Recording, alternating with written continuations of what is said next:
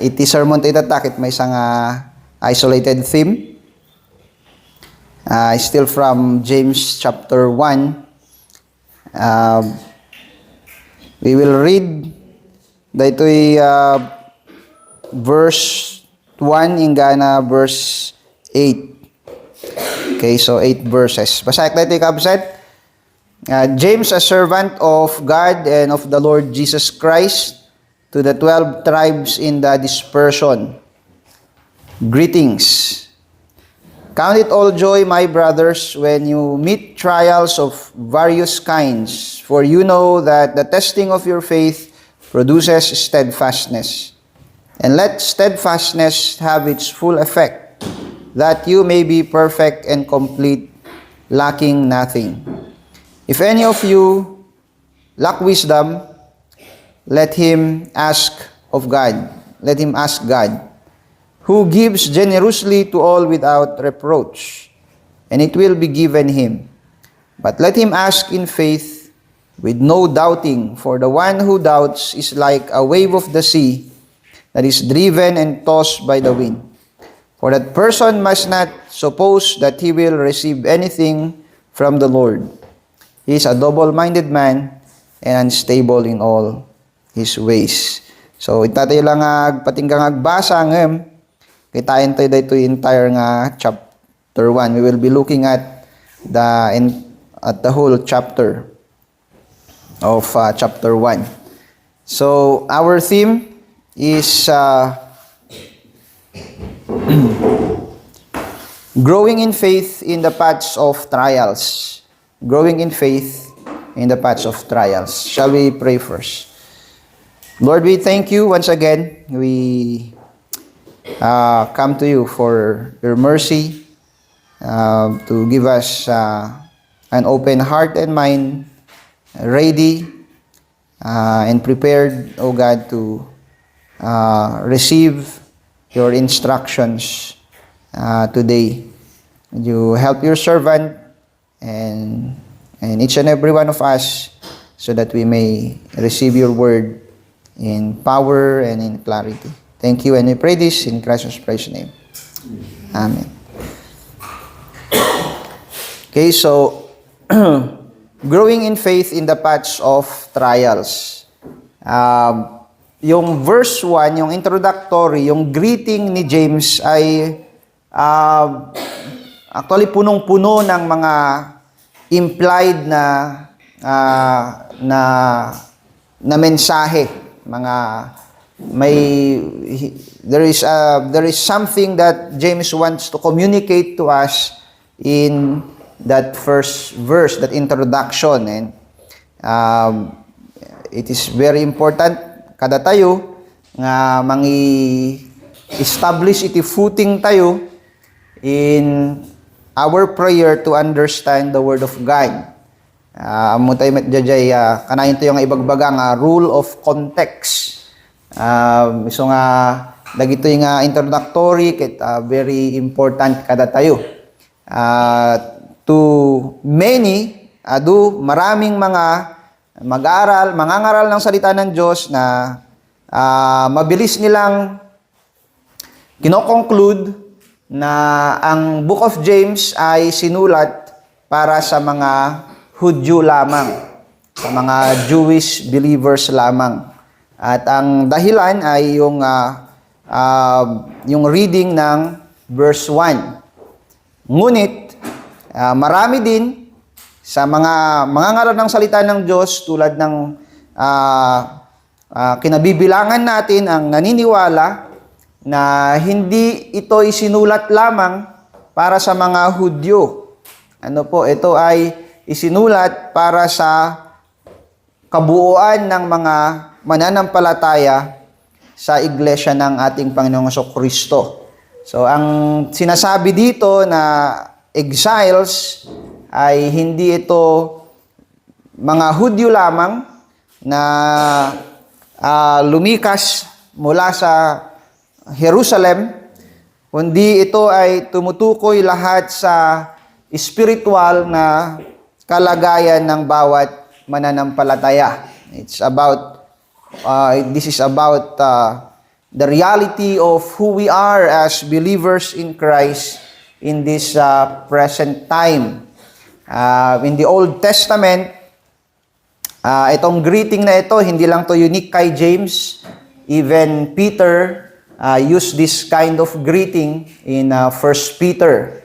So we assume na yung mga manunuro ng mga iglesia ng Panginoong Kristo sa mga panahon na yon ay merong pare-parehas na kaisipan na malimit nila or palagian nilang ibinabahagi sa mga mananampalataya. Ibig sabihin, ang mga katagang ito ay hindi yung mga di kastoy nga panagsasao kakabsat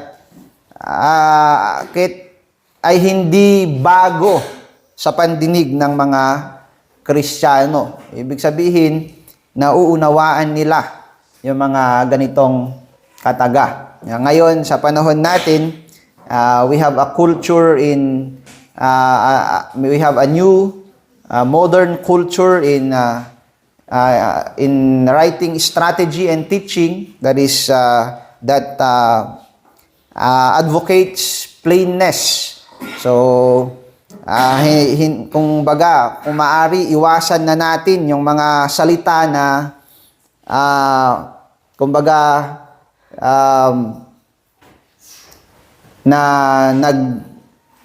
kailangang magbigay ng isang paghahambing ganon or nagtatago ng kahulugan. Kung maaari, when we communicate things, ay iwasan na natin yung mga ganong bagay, yung nagtatago ng kahulugan. Pero yung mga nagdaang panahon, ganito ang kanilang estilo ng pagsusulat. So, ang kagandahan naman nito, ang mga nagbabasa, ang mga mag-aaral ay nahahamon yung kanilang mga isipan na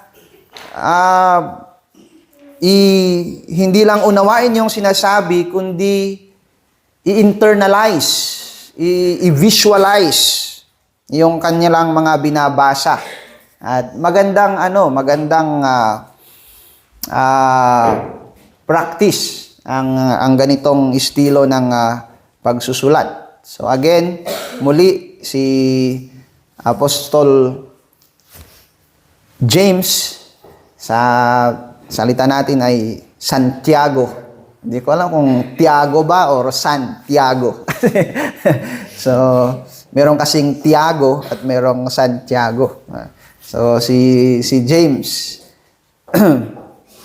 ket kastoy iti ibagbagana nga dagiti Kristiyanos ket arigda iti tattao nga na adda iti maysa nga pilgrimage, tattao nga awan ijay sarili da nga ili, tattao nga mga taong nawalay sa kanilang sariling nasyon, sa kanilang sariling lugar. Wala sila doon at sila ay nalayo. So yun ay isang paghahambing sa isang katotohanan ng buhay ng isang Kristiyano na tayo ay mga tulad ng binasa natin sa Hebreo kanina ay mga tagalangit tayo. Salamat at walang natawa doon. So, yun po yung katotohanan na kung sino tayo, mga kapatid. Tagalangit tayo. Hindi tayo makamundo, tayo ay tagalangit. Do tayo ay Pilipino, pero Kristiyano tayo. Yun yung sikat na ginagamit natin na pang-identify sa mga taong tagalangit. Do hindi tiyak, kasi maraming mga taong nagsasabing Kristiyano sila, pero hindi sila tunay na Kristiyano. Pero ang citizenship natin ay heaven. Siguro mga Yung term ng Hebrew kanina ay, ano yung term niya doon? Souls made perfect, spirit made perfect, heavenlies tayo.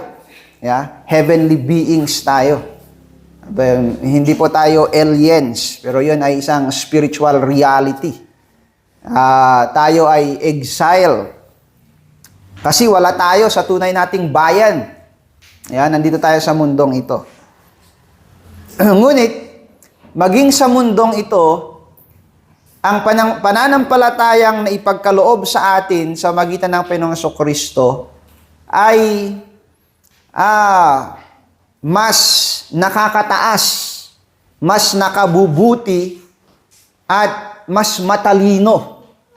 Sabihin nating wise. Yeah? Yung pananampalatayang meron sa atin ay mas wise kaysa sa wisdom na meron sa mundong ito. Yeah? Yung prinsipyo ng langit na meron tayo, kahit wala tayo sa langit, nandito tayo sa mundo, we are in exile, ngunit ang prinsipyo ng pananampalataya ay nakakahigit at nakabubuti kaysa sa prinsipyo na meron sa mundong ito.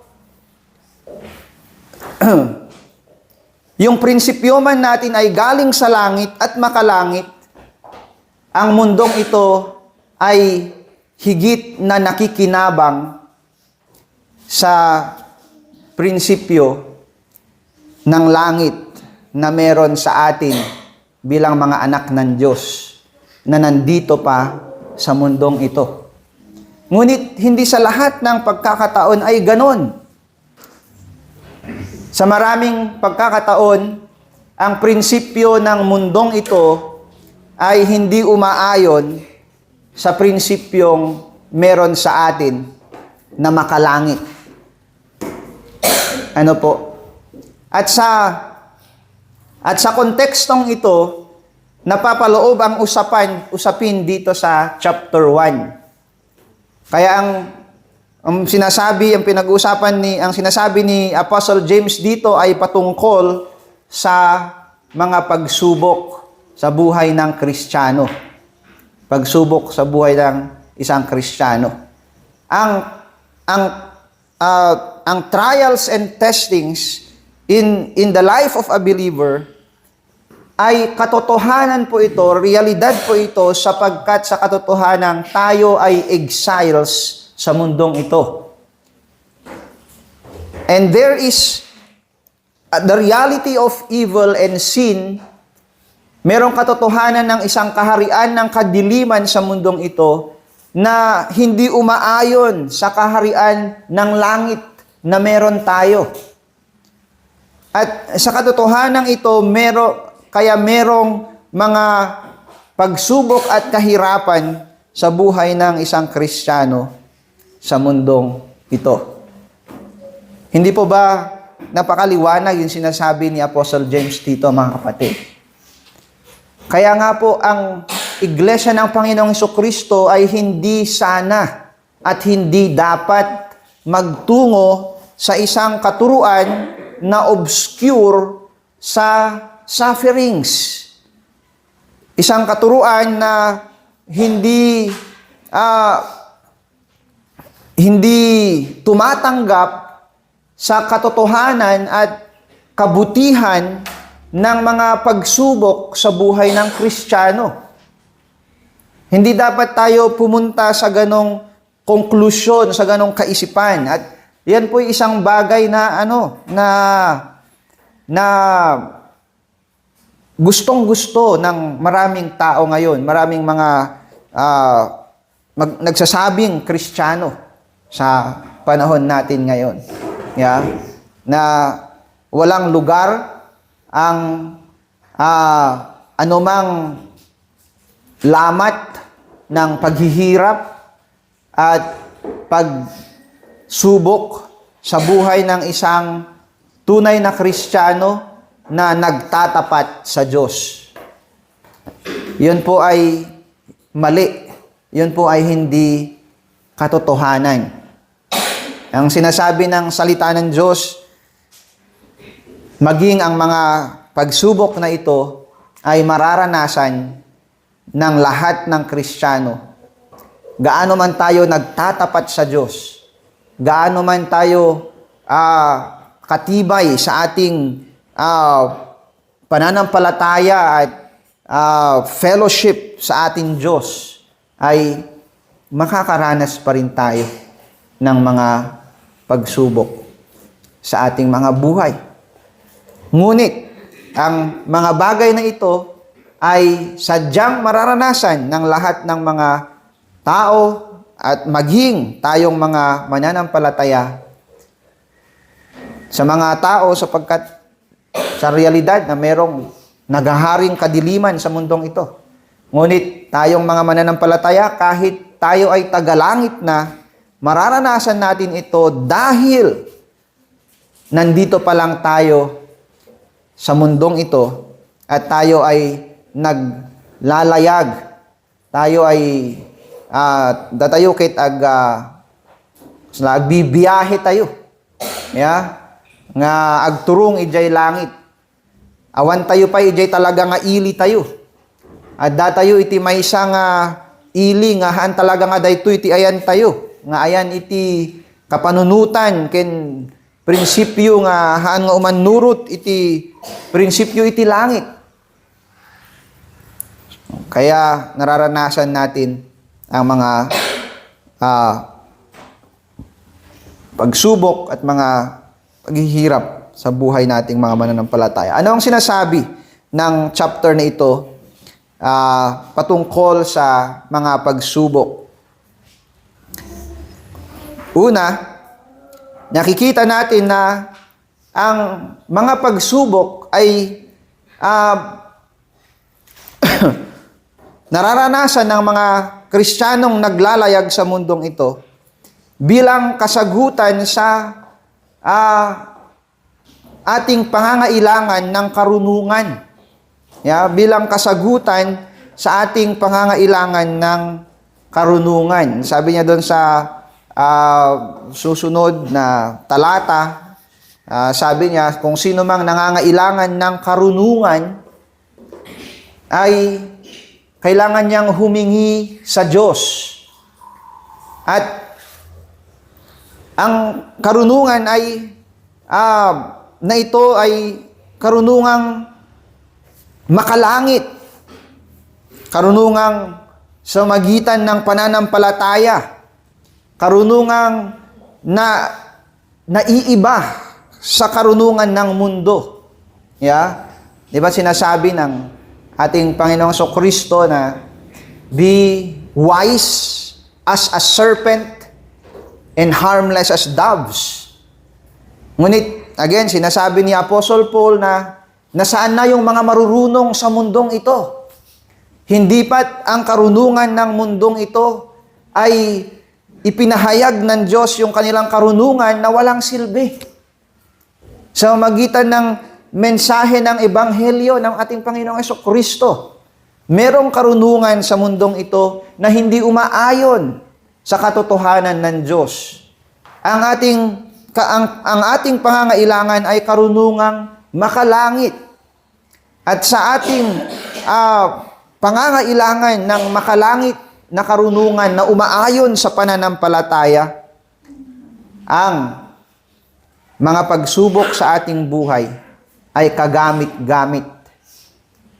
Kagamit-gamit para sa ating paglago at sa ating pagkamit ng karunungang makalangit na umaayon sa ating pananampalataya.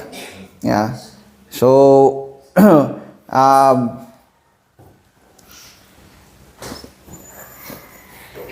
babaen, kadagiti panubok ti panagbiag tayo, iti pamati tayo, kita mapadpadas, dagiti sasao ni Apo, kita agrugi nga rumuwarda iti kapanunutan tayo, maiturong tayo iti tumang tayo nga agkararag, maiturong tayo nga panunutin iti realidad, iti biyag tayo, dito'y lubong, akas may isa nga sinubot iti Apo.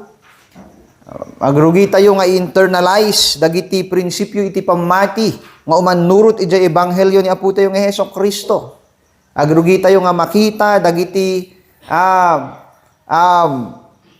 panang didigra, iti kinamaag tayo, nga mangpadpadas, nga mangipagna iti biyag, iti dalan ti lasag, iti sirib iti lasag.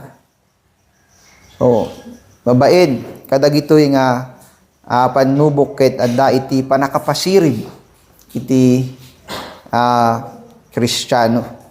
Kabsat, hamit nga, amin nga, adamit iti tendency na kabsat nga agturong itjay negative, meron ding tendency na ang pagsubok ay hindi magbunga ng mabuti. Tulad ng sinasabi niya dito sa baba na dito sa verse 12, "Blessed is the man who remains steadfast under trial, for when he stood the test, he will receive the crown of life." Ngunit, dito sa baba, sabi niya, sa verse 13, "Let no one say when he is tempted, I am being tempted by God. For God cannot be tempted with evil, and he himself tempts no one. But each person is tempted when he is lured and enticed by his own desire. Then desire, when it has conceived, gives birth to sin, and sin, when it's fully grown, bring forth death." So, meron ding posibilidad na hindi ito magbunga ng wisdom para sa isang Kristiyano kung ang Kristiyano ay hindi siya titingin sa katotohanan ng Diyos. Kung siya ay tutungo sa deception ng kanyang kaisipan. Ano po? So, ang mga pagsubok ay handy na binigay ng Diyos in His good and sovereign purpose para sa benepisyo ng mananampalataya. Mamaya makita pa natin yung katotohanan na yan na mas inelaborate ni James. And then, hindi lang yun, pinapahayag ng mga pagsubok at kahirapan sa mundong ito, pinapaalala niya sa atin ang kasamaan ng mundong ito na hindi magpakailanman. It is a means of reminding us of the evils of a fleeting world. Yung mga pagsubok na ito, pinapahayag niya sa atin, pinapaalala niya sa atin na ang mundong ito ay hindi magpakailanman at ang mundong ito ay pinaghaharian ng kasamaan dahil sa kasalanan. Kaya nga sabi niya dito sa verse 12, "Blessed is the man who remains," verse 9, sabi niya dito sa verse 9, "Let the lowly brother boast in his exaltation, and the rich in his humiliation. Because like a flower of the grass he will pass away. For the sun rises with its scorching heat, and withers the grass, its flower falls, and its beauty perishes. So also will the rich man fade away in the midst of his pursuits." So lahat ng mga bagay sa mundong ito na inaasam ng tao, maging ang buhay sa mundong ito, ay mawawala. Parang damo na maiksi lang ang buhay, lalabas dyan, makita mo mayabong, and then maybe mamumulaklak siya, may impress ka sa bulaklak niya, and then kinabukasan, wala na. So, ganun ang buhay. Kaya nga sinasabi niya dito, "Let the lowly brother boast in his exaltation, and the rich man in his humiliation." Kapag ang ang isang mahirap na tao ay naligtas, magpasalamat siya sa Diyos. Kasi inexalt siya ng Diyos. Hindi siya karapat-dapat. Tulad ng lahat ng tao sa mundong ito, ay hindi siya karapat-dapat. Ngunit naipagkaloob sa kanya ang isang pagsubok sa buhay na siya ay mahirap sa mundong ito, ngunit kahit sa kanyang kahirapan, ay inangat siya ng Diyos sapagkat niligtas siya ng Diyos at ginawa niyang anak niya at ginawa niyang isang makalangit na tao. Isang heavenly citizen. He was so exalted. And then sabi niya, yung mahirap naman sa kanyang humiliation. Ito yung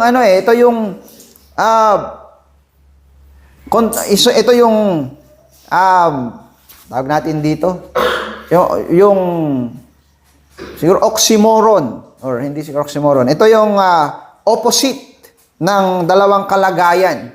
Ang isang tao naman na mayaman sa mundong ito, pag magkikristyano yan, magmamakababa yan. Yeah? Magmamakababa yan. He will, the rich in his humiliation. This is very true sa mga panahon na tulad nila, ng kanilang kalagayan. We believe that this book of James is written during the times of Nero, or even earlier than Nero. Ito yung mga panahon na ang buong Roman Empire, mga emperor ng Rome ay talagang they are pagan. Wala silang regard sa Christianity. Actually, they look at Christianity as a threat. Wala naman silang formal na si Maximilian ba yun, yung isang emperor na nag-order ng capture ng mga Kristiyano, but yung the rest ay meron silang toleration act. Hindi naman toleration act. Ngunit sa kanilang mga community ay nape-prosecute ang mga Kristiyano. Yeah? Nung mga panahon na ni John the Beloved, ni na Domitian at saka sina Trajan, talagang meron silang edict na hulihin at patayin ng mga Kristiyano kasi sa panahon na yon, ang emperor ay sinasamba na bilang Diyos. Yeah? Ngunit before them, wala pang ganun. Ngunit maging sa panahon nila, at maging sa panahon natin ngayon na wala ng emperor worship, ang mga Kristiyano ay hinahamak. Ang mga Kristiyano ay tinitingnan bilang mga low-brainers. Mga Kristiyano, mahihinang isip yan, mga naniniwala sa mga kwento-kwento lang. Yeah? Na naniniwala sa mga superstition. They look at Christianity as superstition. And they look at science that as if ay wala silang propositions. Maging ang science ay punong-puno ng propositions. Yeah? At mga theories na hindi pa napapatunayan, ngunit nagiging conclusion na agad. Yeah? So, yun ay hindi maging makatotohanan sa parte ng mga tao, but yung mga tao na hindi kumikilala sa Diyos at sa Kanyang kaharian, mga tao na makamundo, tinitingnan nila ang kaharian ng Diyos na kamangmangan. Kaya naman ang isang mayaman, pag mag-Kristiyano yan, meron siyang pagmamakababa. And he should exalt sa kanyang pagmamakababa. Yeah? Both ang mahirap na naligtas at ang mayaman na maligtas ay mag-glory sila sa Diyos na nagligtas sa kanila. Hindi sila maghahanap ng anumang occasion of pride sa anumang bagay na meron sa mundong ito, sapagkat ang Kristiyano, tinitingnan niya lahat ang mga bagay sa mundong ito sa liwanag ng kaharian ng Diyos, na ang mga bagay sa mundong ito ay vanishing. Yeah? Mga bagay sa mundong ito ay mawawala. Yeah? They will end. Yeah? So, tama naman ang science dyan, na lahat ng bagay will tend to break into simpler substances. So, mali nga lang yung mga conclusions nila. Yeah? Hindi elemental decay ang mag-e-end sa world. Yeah? Hindi rin nuclear bombs. Ang Diyos ang mag-e-end sa mundong ito. Yeah? To usher the new. Yeah? Ngunit, we know that ang mundong ito at lahat ng mga bagay-bagay na pinapromise niya ay fleeting. So, mga pagsubok sa mga buhay natin, mga kahirapan sa buhay natin sa mundong ito, nagpapaalala sa atin na ang glory natin ay si Kristo. Ang glory natin ay kay Kristo, ang worth natin ay kay Kristo na nagligtas sa atin. Mahirap man o mayaman, we are exalted in Christ.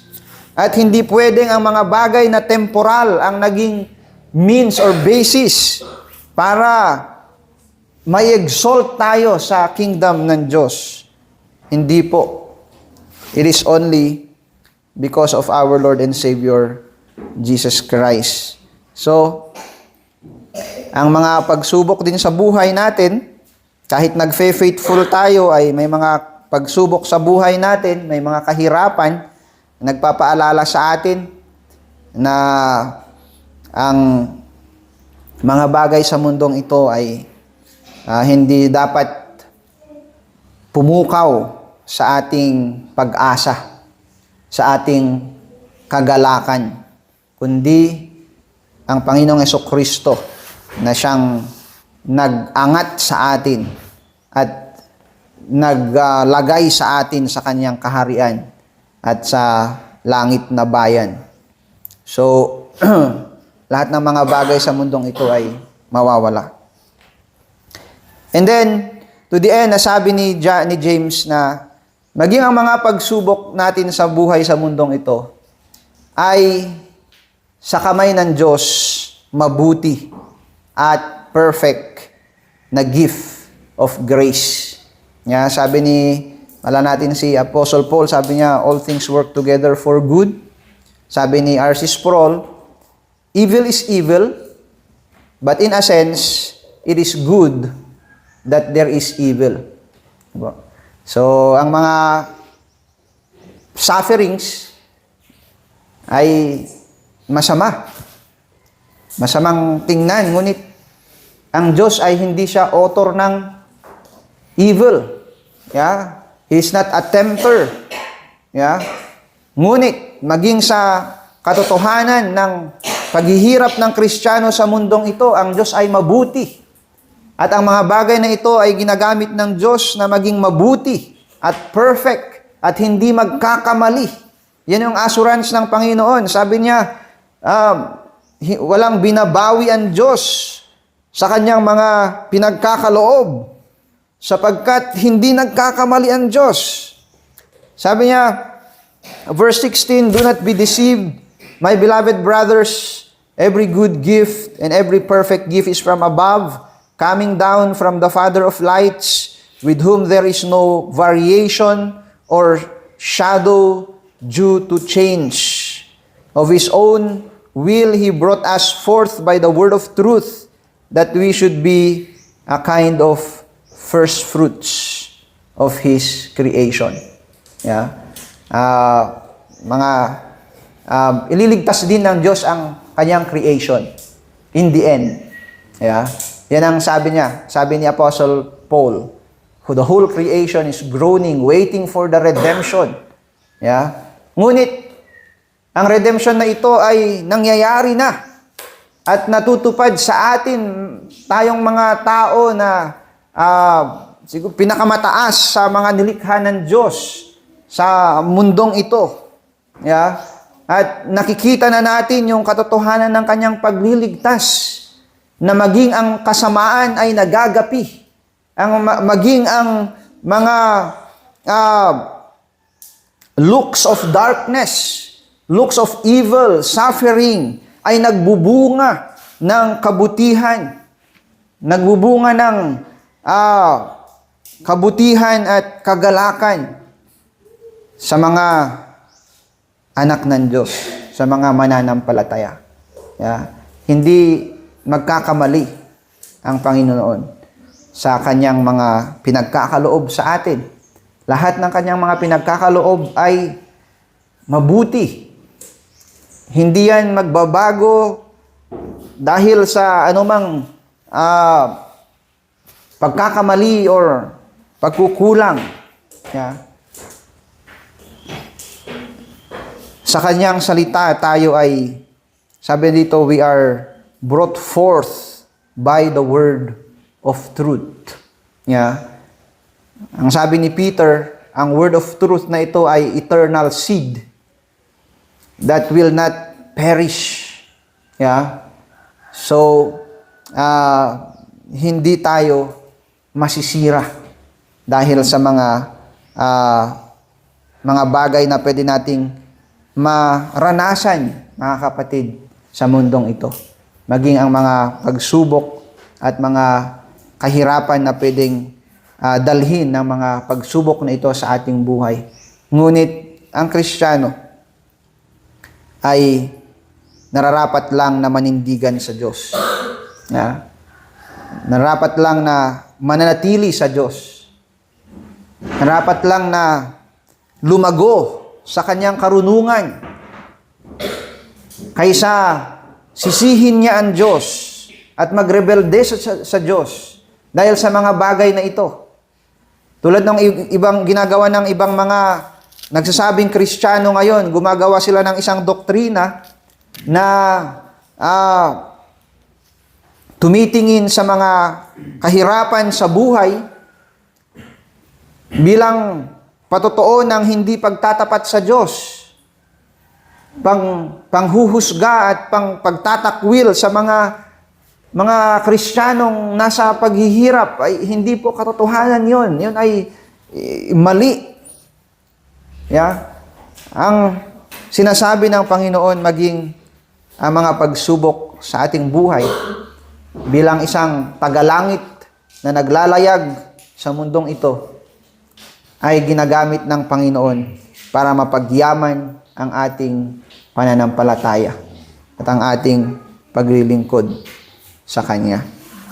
Kaya naman, mga kapatid, anuman pong mga pagsubok ang maaring darating sa ating mga buhay, nawa ay hindi magbabago ang ating puso na nagpupuri sa Diyos. Hindi magbabago ang ating pagtingin sa Diyos. Sana hindi tayo ma-deceive ng kaaway. Do not be deceived, sabi ni James. Naisipin natin na nagkulang ang Diyos or nagkamali ang Diyos or hindi tapat ang Diyos sa atin or hindi totoo ang ating pananampalataya sa Kanya. Ngunit tingnan natin ng tama ang lugar ng kahirapan o pagsubok sa mundong ito. Walang anumang bagay sa mundong ito ang hindi napabubuti sa kamay ng ating Diyos at hindi nagbubunga ng kabutihan sa kamay ng ating Panginoon. Nararapat lang na tayo ay manatiling tapat at nananampalataya at nananalangin sa Kanya, maging sa mga pagsubok sa ating mga buhay.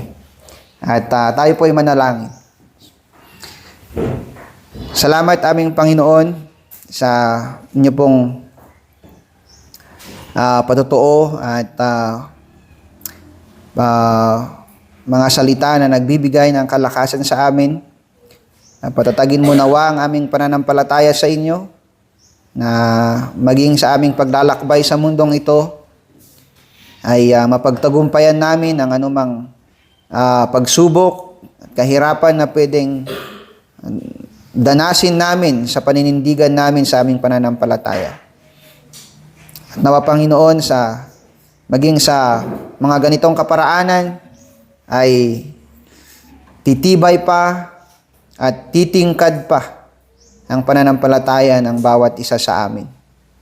Nawa ay makita ng mga tao at ng mga kapwa naming mananampalataya ang pambihirang pananampalatayang naninindigan sa Panginoong Kristo at sa langit na kaharian na nagtatagumpay sa mga kasamaan sa mundong ito, sa buhay ng bawat mananampalataya sa iglesyang ito. Gabayan mo kami at ilayo mo kami sa mga pangkukutya, pang-aapi, at pagsisinungaling ng kaaway na nagiging mas mabigat pag ang Kristiyano ay nasa panahon ng pagsubok sa aming buhay. Nawa Panginoon ay magpatuloy ang bawat isa sa amin na lumakad sa inyong katotohanan. At ang aming confidence ay wala sa aming anumang kakayanan, kundi sa katotohanan ng inyong mga salita at sa Espiritu Santo na nananahan sa bawat inyong tinubos. Salamat. Ito po ang aming samot dalangin sa pangalan ng Panginoong Kristo. Amen.